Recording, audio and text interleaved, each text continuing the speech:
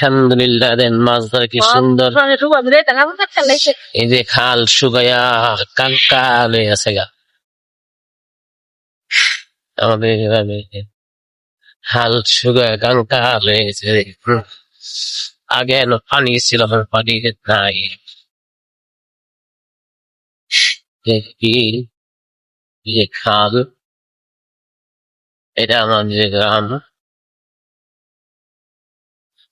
ইনশাল্লাহ আলহামদুলিল্লাহ এখন এই ব্রিজটা উন্নত হয়ে গেছে। এই যে ব্রিজটা এখন পানি শুকায়া দেখুন কি অবস্থা কাঙ্কাল। এখন ধান চাষ করা হবে, এই জমি শুকায় শেষ, ধান চাষ করা হবে এখন। এভাবে বালু ফালে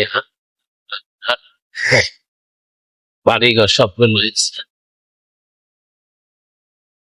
আপনারা দেখতে পাচ্ছেন এইভাবেই।